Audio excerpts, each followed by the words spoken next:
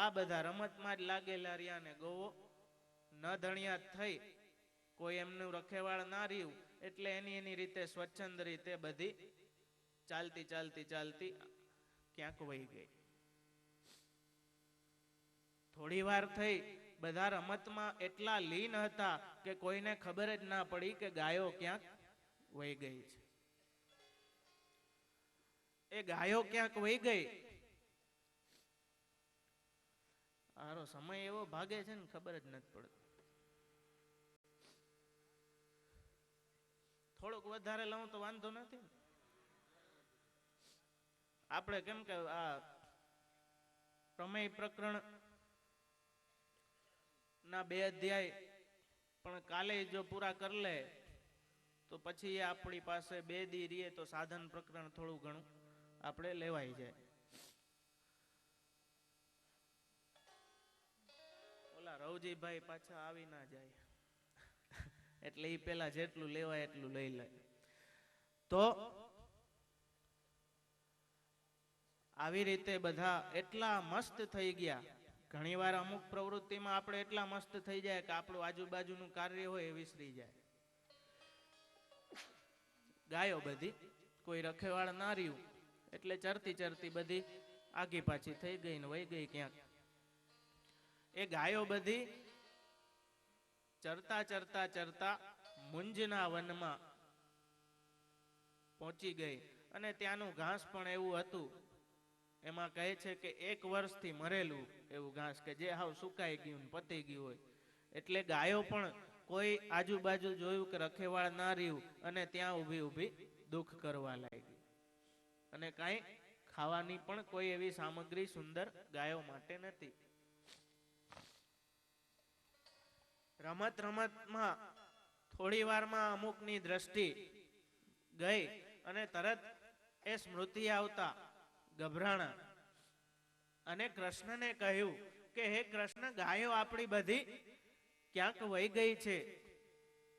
અને બધા ખૂબ ઉપાધિ કરવા લાગ્યા, કેમ કે એકેય ગાય દેખાય નહીં. બધા એમને ગોતવા માટે પ્રવૃત્ત થયા, કેમ કે ગોતવી તો જરૂરી છે, એનાથી જ જીવન નિર્વાહ છે, ગોપાલકો છે. પણ જે અંતઃકરણના દોષો નિવૃત્ત થઈ ગયા હતા એટલે લૌકિક વિસ્મૃત થઈ ગયું, પણ હજી સ્વરૂપ વિસ્મૃતિ બાકી છે. એટલે ફરી પાછું ક્યારેક એ લૌકિક વચ્ચે અડી જાય. ફરી એ સભાન થયા એટલે ગોતવા લાગ્યા. એ ખોજ ચાલુ થઈ એમની. ક્યાંક અડધા કપાયેલા ઘાસ જોયા, ક્યાંક પૂર્ણ કપાયેલા ઘાસ જોયા, ક્યાંક ગાયોના ખુરથી દબાયેલી ઘાસ જોઈ એટલે નિશ્ચય કર્યો કે આ જ રસ્તે ગાયો ગઈ છે. એ રસ્તા શોધ કરતા કરતા જ્યારે ગાયોને એમણે જોઈ ત્યારે એમને હાશકારો થયો. એ પણ એ વનમાં કે જ્યાં નિર્જન જેવું હતું ને ઘાસ સાવ સુકાઈ ગઈ હતી, ત્યાં ગાયોને જોતા જોતા પહોંચી ગયા. અને બધાએ પોતપોતાની ગાયો જોઈ. પછી ભગવાને હાજરી પુરાવી. સ્કૂલમાં જેમ રોજ હાજરી પૂરે ને, જેનું નામ કે હાજર એમ કરે ને, એવી રીતે કેમ કે કોઈ ગાય આગી પાછી નથી રહી ગઈ ને, એટલે અત્યંત ગંભીર વાણીથી ભગવાને દરેકને દરેકના નામથી બોલાવવાનું ચાલુ કર્યું. જેનું જેનું ભગવાન નામ લેતા હતા તે ગાય જોરથી અવાજ કરીને પોતાની હાજરી પુરાવતી.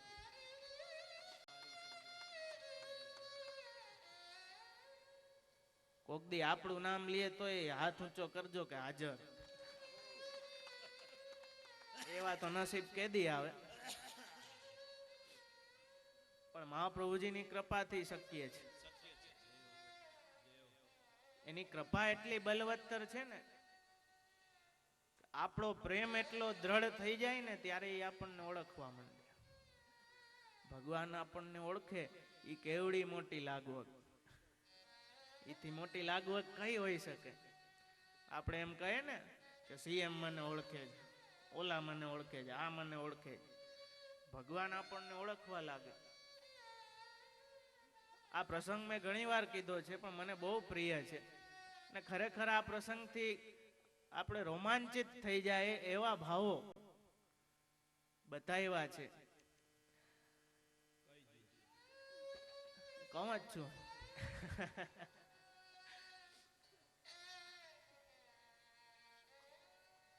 એક વખત ગોકુલનાથજી બિરાજતા હતા બેઠકમાં. કલ્યાણ ભટ્ટજી બાજુમાં બિરાજતા હતા. થોડી વારમાં બહારથી ખૂબ હો થઈ, આગો જાન એવી બધા અવાજ આવ્યા ને હોકારો થયો ને છોવાઈ ગયું, છોડાવી દીધું. એટલે ગોકુલનાથજીએ ખાલી દ્રષ્ટિ કરી, પ્રશ્ન સૂચક દ્રષ્ટિ કલ્યાણ ભટ્ટજી. એટલે કલ્યાણ ભટ્ટજી સમજી ગયા કે હું જાણી આવું કે બાર શું થાય. સેવકનું આ ગુણ હોવો જોઈએ કે સ્વામીની દ્રષ્ટિથી એને ખબર પડી જવી જોઈએ કે શું આજ્ઞા થવાની છે. એટલે આજ્ઞા થાય પેલા જ સમજી ગયા. કલ્યાણ ભટ્ટજી દોડતા બહાર ગયા એ જોવા માટે કે શું થયું. બહાર જઈને જોયું તો મોહન ભંગી ઉભા હતા અને આજુબાજુ વાળા અમુક જે સિદ્ધ પુરુષો હતા એ આગો જા એમ કરતા હતા. અમુક એવા નામ ના લેવાય કોઈ, તો અમુક સિદ્ધ પુરુષો એને આગો જા કહેતા હતા, બધા હૈડ કરતા હતા. કલ્યાણ ભટ્ટજી ફરી અંદર આવ્યા અને ગોકુલનાથજીને એટલું જ કહ્યું કે મોહનો આવ્યો છે. મોહનાનું નામ સાંભળતા જ ગોકુલનાથજીએ દોટ મૂકી. દોટ મૂકીને મોહન ભંગીની સામે આવીને આપ ઠાડા રહી ગયા કે બોલ મોહના, શું કામ છે? એ પ્રભુ કઈ જોતા નથી, કોઈ નાત જાત કે એવા લૌકિક માપદંડો ભગવાન નથી જોતા, એ હૃદયનો પ્રેમ માપે છે. ને હૃદયનો એ દ્રઢ પ્રેમ હોય ને તો અંદર જાવું ના પડે. ગોકુલનાથ દોડતા બહાર સામે આવીને ઠાડા રહી ગયા. મોહન ભંગીએ કહ્યું કે શ્રીનાથજીનો સંદેશો લઈને આવ્યો છું. ગોકુલનાથજીએ કહ્યું કે વાર ના લગાડ, બોલ જલ્દી. એટલે મોહન ભંગીએ કહ્યું કે શ્રીનાથજીએ મને આજ્ઞા કરી છે કે તું ગોકુલ જઈને ગોકુલનાથજીને કે.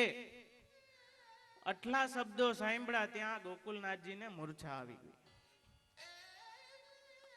ખૂબ જ સમય વ્યતીત થયો, પાછા ભાનમાં આવ્યા ત્યારે કહ્યું કે બોલ શ્રીનાથજીએ શું કહ્યું છે. ફરી કહ્યું કે શ્રીનાથજીએ મને કહ્યું કે ગોકુલ જઈને ગોકુલનાથજીને તું કહેજે. આટલું સાંભળીને ફરી દેહાનુસંધાન હોય. ફરી જ્યારે દેહનું અનુસંધાન થયું ત્યારે કહ્યું, પણ મોહનાએ કહ્યું કે ના, હવે હું નહીં કહી શકું. એટલે ગોકુલનાથજીએ ધૈર્ય ધારણ કરીને કહ્યું કે તું કે મને સંદેશો. ત્યારે ફરી મોહનાએ હિંમત ભેગી કરીને કહ્યું કે ગોકુલ જઈને તું શ્રી ગોકુલનાથજીને કહેજે. આટલું બોલ્યા ત્યારે ગોકુલનાથજીને અશ્રુઓની ધારા વહી ગઈ અને એટલું જ બોલ્યા કે શ્રીનાથજી મોકુ મેરે નામ શું જાનત હૈ. એથી વિશેષ બીજું શું હોઈ શકે કે ભગવાન આપણને આપણા નામથી ઓળખે છે. જેમ શેઠ પુરુષોત્તમ દાસના જે છોકરા હતા ગોપાલદાસ, નિદ્રામાં પણ મદન મોહનલાલ એમ સતત એમને નીકળતું રહેતું. એવી દશા હતી. એની પાછળ ભગવાન જાગતા અને હોકારો દીધે રાખતા. આમને બહુ એવું થતું, એ સ્નેહ હોય ને તો ભગવાનનો હોકારો આપણે દઈએ ને આપણો હોકારો ભગવાને દે.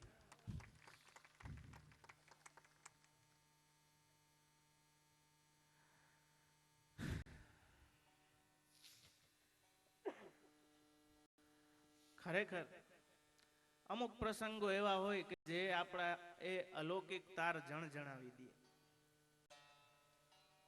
ઘણાય બહુ ઊંચી ઊંચી હાંકતા હોય કે અંબાણી મને ઓળખે છે, મોદી મને ઓળખે છે, આ મને ઓળખે છે. પણ ભગવાન આપણને ઓળખવા માંડે પછી આ બધા જીવ કોટીની શું પિશાચ છે. તો એ ભગવાનને એક એક ગાયની હાજરી પુરાઈ અને જેનું જેનું નામ ભગવાન બોલતા એ ગાય સામે પ્રતિસાદ આપતી ને હાજર એમ હાજરી પુરાવતી. બધી ભેગી કરી લીધી ત્યારે જ પ્રલંબ દૈત્યના અભિમાન રૂપ દેવતા અને ગોપ બાળકોની જે સ્વરૂપ ના અજ્ઞાનનો જે દોષ હતો એણે દાવાગ્નિનું સ્વરૂપ લીધું અને એ અગ્નિનો સારથી વાયુ બન્યો. એમ સુખદેવજી કહે છે કે વાયુ, વેદ પણ કહે છે કે વાયુ અગ્નિનો સારથી છે. એ એના રથને આગળ ચલાવે છે, એને મદદરૂપ થાય છે. દાવાગ્નિ બધી ગાયોને ઘેરી ભરી, ગાયો છે ભક્ત રૂપ છે, અને ગાયો બધી દુઃખ કરવા લાગી. એ દાવાગ્નિ ગોપો સુધી પહોંચી ગઈ ત્યારે બધા ફરી ભગવાનને શરણે ગયા. કેટલાય બલદાવજીને અને પ્રભુને સાથે પ્રાર્થના કરી. સુબોધનીજીમાં શ્રી આચાર્યજન કહે છે કે બલદાવજીને પણ એટલે પ્રાર્થના કરી કે આપે હમણાં જ પ્રલંબના વધની લીલા કરી છે, એ પરાક્રમ દેખાડ્યું છે, એટલે હે કૃષ્ણ, હે બલરામ, અમારું રક્ષણ કરો, અમે આપને શરણે થયા છીએ. પછી કહે છે કે અમારું રક્ષણ કરવું એ આપનો ધર્મ છે, આપે કરવું જોઈએ. શું કામ? કે અમે એક તો આપને શરણે આવ્યા છીએ અને શરણે આવ્યો એની રક્ષા કરવી એ મર્યાદા છે, એ વૈદિક ધર્મ છે અને વેદનું મર્યાદા રાખવા વાળા આપ છો. અને બીજું કે અમે આપના સખા છીએ. જો આ કારણે કદાચ આપ આ ખાડા કાન કરી લ્યો તો બીજું એ તો જો કે અમે આપના ભેગા વાળા છીએ, આપના સખા છીએ, એટલે આપને અમારી રક્ષા કરવી જ યોગ્ય છે. એ જ આપનો સ્વભાવ છે કૃપા કરવાનો. તો આવી રીતે બધાએ પ્રાર્થના કરી, વિનવ્યા. ત્યારે ભગવાને કહ્યું કે તમે બધા કોઈ પણ પ્રકારનો ભય રાખોમાં અને આંખો બંધ કરી લ્યો. સુબોધનીજીમાં સમજાવે છે કે ભગવાને નેત્ર કેમ બંધ કરાવ્યા, પેલી દાવાગ્નિમાં કેમ નેત્ર બંધ ના કરાવ્યા? તો આપ સમજાવે છે કે કેમ કે રાત્રિ હતી, ઘોર અંધકાર હતો, એટલે કાંઈ પણ એમને દેખાતું નહોતું, એટલે ત્યારે એમની જ્ઞાન શક્તિ એમને પણ હણાઈ ગઈ હતી. અત્યારે જો આંખ બંધ ના કરાવે તો એમનો ભય વધે, અને ભક્તોનો ભય દૂર કરવો એ તો પ્રભુનો સ્વભાવ છે, એટલે આંખ બંધ કરાવી. કબૂતર હોય ને એ આંખ બંધ કરી લે, આમ સામે કોઈ ખાવા આવે ને, પણ ત્યાં તો બધે જ ભગવાન જોવે નહીં ને, કર્મ પ્રમાણે બધું પ્રારબ્ધ હાલતું હોય. અહીંયા તો લીલા કરવી, એટલે આંખ બંધ કરવાથી એમનો ઘણો ભય નિવૃત્ત થઈ ગયો. બીજું કે ભગવાનની લીલા બધી દેવોથી ગુપ્ત અને અજ્ઞજનોથી ન સમજાય એવી છે, એટલે આંખ બંધ કરાવી. આંખ બંધ કરાવી, જેવી આંખ બંધ કરી એટલે ભગવાને પહેલાની માફક બધી દાવાગ્નિનો મુખ દ્વારા પાન કરી લીધું. કેમ કે આપનું મુખ એ અગ્નિ રૂપ છે અને એ આધિદૈવિક અગ્નિ આપની ભીતર બિરાજે છે. એ અગ્નિમાં આ દોષ રૂપ અગ્નિ ભળી જવાથી એ દોષો ભસ્મ થઈ ગયા અને ભક્તોનું જે સ્વરૂપનું અજ્ઞાન હતું એ નિવૃત્ત થયું. પછી જ્યારે અગ્નિનું પાન કરી લીધું પછી ભગવાને કહ્યું કે હવે તમે કોઈ ભય રાખોમાં અને બધા આંખ ખોલો. જેવી બધાએ આંખ ખોલી તો ગોપ બાળકોએ જોયું કે આપણે બધા ભાંડીર વનમાં આવી ગયા છે. આવી લીલા ભગવાને કરી યોગ માયા દ્વારા. જેમ પરેમાં તરેટીમાં સુવરાયો કે સુઈ જા અને સવારે આંખ ખોલી તો સુરત આવી ગઈ. સુરતમાં કીધું કે હાલો સુઈ જાય, હવારે જો હવારે ખોયલું જતીપુર આવી કે કરતુમ કરતુમ અન્યથા કરતુમ સર્વ સામર્થ્ય સહિત સર્વત્રૈવા અખિલાર્થ કૃત, એવા એ સર્વ સામર્થ્યવાન પ્રભુ બિરાજે છે. પછી આપણે ઉપાધિ શું કરવાની છે? એ બધા અધ્યાસો એ કૃપા કરીને આપણા સાધન કરીને એ બધા અધ્યાસો દૂર કરે. કેમ કે આપણે આપણા સ્વરૂપનું જ્ઞાન નથી, એના સ્વરૂપનું જ્ઞાન નથી, પણ એને આપણા સ્વરૂપનું જ્ઞાન છે, એના પોતાના સ્વરૂપનું જ્ઞાન છે. જેમ અલ્ઝાઇમર્સ વાળો હોય એ પોતાના સ્વરૂપનું જ્ઞાન ભૂલી જાય, હું કોણ છું એ પણ ભૂલી જાય. તો એવું આપણને અલૌકિક રીતે જોઈએ તો એ અલ્ઝાઇમર્સ થઈ ગયું છે. આપણા સ્વરૂપને આપણે ભૂલી ગયા છીએ. તો એની દવા રૂપે આ બ્રહ્મસમનથી આપણને યાદી દેવડાવે છે કે ભાઈ તારું સ્વરૂપ એ દાસનું છે. એવી રીતે આપણી સ્વરૂપ વિસ્મૃતિ અને સેવા દ્વારા દેહનો સેવામાં વિનિયોગ થાય, ઇન્દ્રિયોનો સેવામાં વિનિયોગ થાય, પ્રાણોનો સેવામાં વિનિયોગ થાય. કેવી રીતે? કે પ્રાણમાં એ ભાવના હોય કે આ પ્રાણની રક્ષા એટલે કરવી છે કે પ્રભુના ચરણોની રજ અને સેવા સતત પ્રાપ્ત થતી રહે, એનો વિયોગ મેળ નહીં ખાય. તો એ ભાવના આપણી ફરી જવાથી અંતઃકરણાધ્યાસ મહાત્મ્ય જ્ઞાન દ્વારા અંતઃકરણના દોષો, કેમ કે આવતા અધ્યાયમાં આજ્ઞા કરે છે કે એ આપનું ચરિત્ર કર્ણ દ્વારા અમૃત રૂપે હૃદયમાં ઉતરીને અંતઃકરણના દોષોને દૂર કરવા વાળું છે. એટલે શ્રવણ કીર્તન દ્વારા સ્મરણ દ્વારા એ અંતઃકરણાધ્યાસ આપણો દૂર થાય. અને વારે ઘડીએ શરણની ભાવના કરતા રહેવાથી, ગદ્ય મંત્રનો પાઠ કરતા રહેવાથી જે આપણું સ્વરૂપ આપણે ભૂલી ગયા છીએ કે અમે રાજના ખાસા ખવાસરી, એ સ્વરૂપનું જ્ઞાન આપણને થાય અને ભગવાનના મહાત્મ્યનું જ્ઞાન. કેમ કે મહાત્મ્ય જ્ઞાન પૂર્વક સુદ્રઢ સર્વતોધિક સ્નેહ. બધાથી અધિક ક્યારે થાય? કે જ્યારે એનું મહાત્મ્ય જ્ઞાન હોય કે આના પછી ક્યાંય નહીં, કિસકા ચહેરા અબ મેં દેખું તેરા ચહેરા દેખ કર. તમને જોઈ લીધા પછી હું જોવાનું બાકી રહ્યું? એ મહાત્મ્ય થાય તો એમાં પ્રેમ સુદૃઢ થાય, આપણો સર્વથી અધિક થાય. તો એને આપ ભક્તિ કહે છે કે એ જ ભક્તિ છે. તો એ મહાત્મ્ય જ્ઞાન આ ગોપ બાળકોને ભગવાનનું અને બલદેવજીને બેયનું થયું કે આપ ક્રિયા શક્તિ રૂપ અને સદાનંદ સ્વરૂપ એવા કૃષ્ણ બલદેવ આપ દેવોથી પણ ઉત્તમ છે. સાંજના સમયે હસતા રમતા વાંસળી વગાડતા બધા ગોપ બાળકો સાથે બલદાવજી સાથે ભગવાન પાછા વ્રજમાં પધારે છે. ગોષ્ઠમાં મત્ત ગજી ગજગતિ મલપ તાતે શ્રી ગોકુલમાં આવે. એવા પ્રભુ પાછા પધારે છે ને ગોપ બાળકો આવી આવીને સ્ત્રીઓને પ્રલંબના વધનું અને દાવાનલ પાનના બધા ચરિત્રો ગોપોને સ્ત્રીઓને બધાને કહે. એ ચરિત્રો એ બધાના પણ અંતઃકરણના દોષનું નિવારણ કરે છે અને એમનું પણ ચિત્ત ભગવત પરાયણ થઈ જાય છે.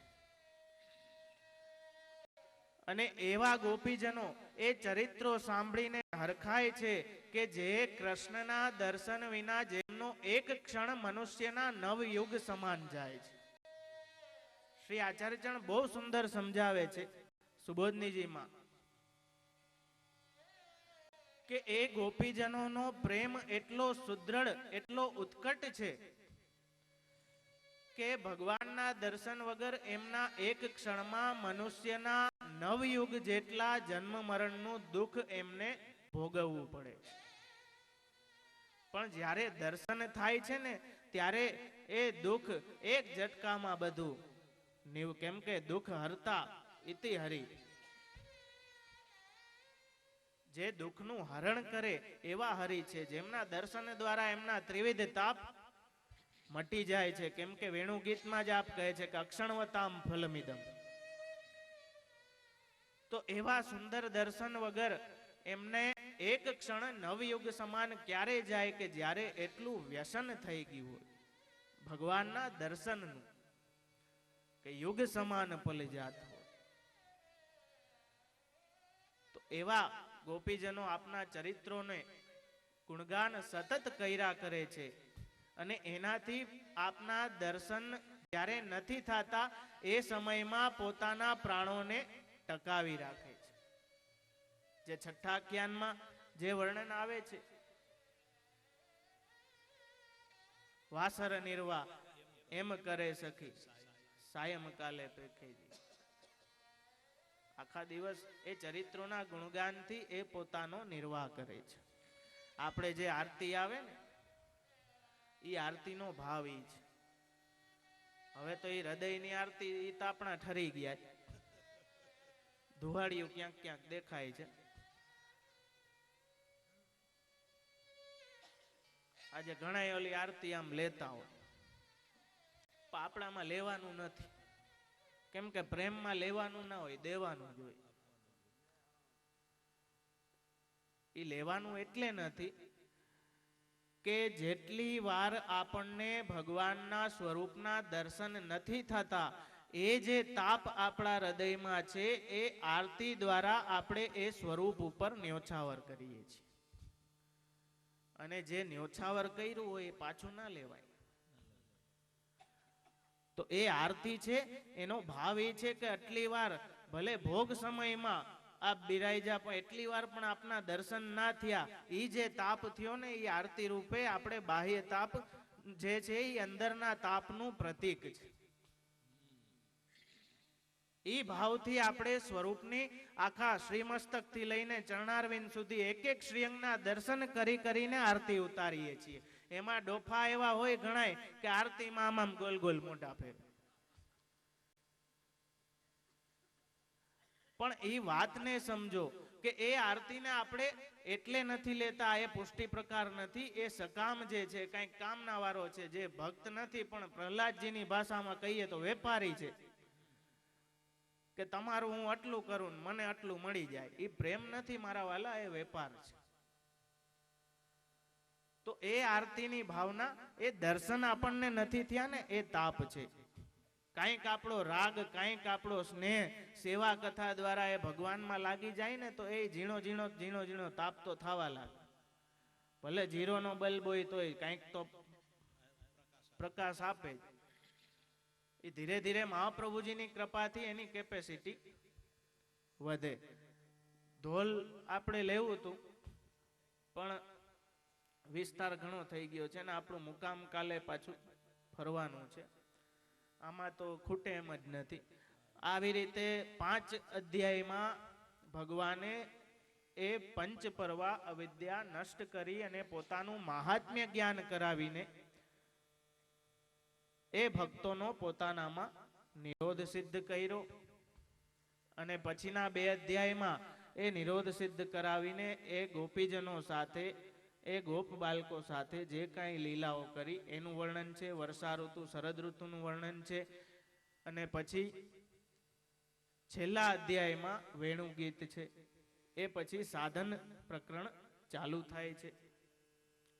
તો હવે આપણી પાસે 3 જ દી છે. 3 જ દી તમારે મને ઝીલવાનો છે. તો એટલું આપણે કદાચ સાધન પ્રકરણ સુધી પણ પહોંચી જાય. એના સાર ભલે એમાં બધા આપણે બહુ વિસ્તારમાં નહીં જઈએ પણ એ 7 અધ્યાયોના સાર રૂપ બની શકે એટલું મારી કોશિશથી આપણે ગોવર્ધન ધરણની લીલા સુધી પહોંચી જાય એવી મારી કોશિશ રહેશે. તો કાલ તો મારે કેવું પડે એમ નથી કે 5:30 હાજર થઈ જાય, કેમ કે લોહવનમાં જાહો ક્યાં. આ તો વૃંદાવન છે એટલે ઉપડી જાઓ પ્રેમ મંદિર. જો કે કાલે અમે ઉપડી ગયા હતા. તો ઢોલ આવતીકાલે લેશું. સમય ઘણો થઈ ગયો ને આપણે થોડીક સમયની મર્યાદા છે એટલે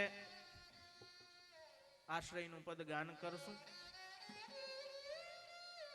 અને જયકાર બોલાવી કે આપણા અંતઃકરણના દોષો ઉપર ભગવાનનો વિજય થાય એવી જે બોલાવો કે જ્યાં જ્યાં ફર્યા છો ને ત્યાં સુધી સંભળાય. એ બોલાવીને પ્રભુના દર્શનનો આનંદ લઈ મહાપ્રસાદ ગ્રહણ કરશો. આવતીકાલે વહેલો ક્રમ છે એટલે બ્રહ્મ મુહૂર્તમાં આપણે ઉઠીને લોહવન તરફ પ્રયાણ કરવાનું છે. એ હેલામાં આગળ ચોબાજી હેલો વ્યવસ્થિત સાંભળી લેજો, આવતીકાલે લેશું.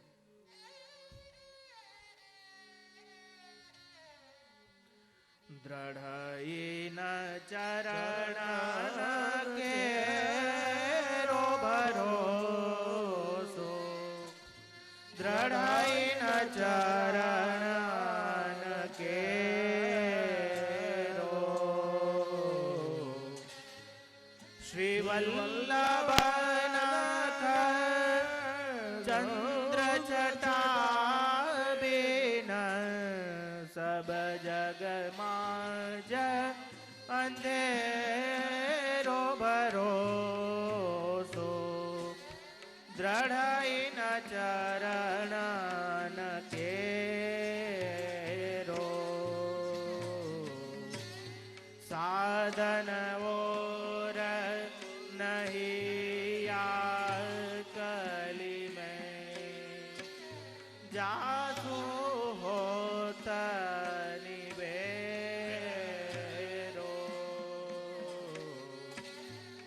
સુર કહા કરે દ્વિવિધ આધરો, બિના મોલ કો ચેરો ભરોસો, દ્રઢઈન ચરણ કેરો,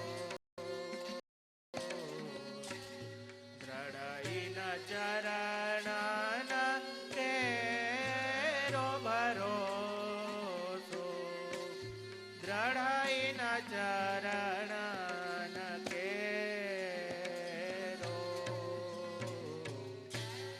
શ્રી વલ્લભાધીશ કી જય. શ્રી ગુસાઈજી પરમ દયાલ की जय. आज के आनंद की जय.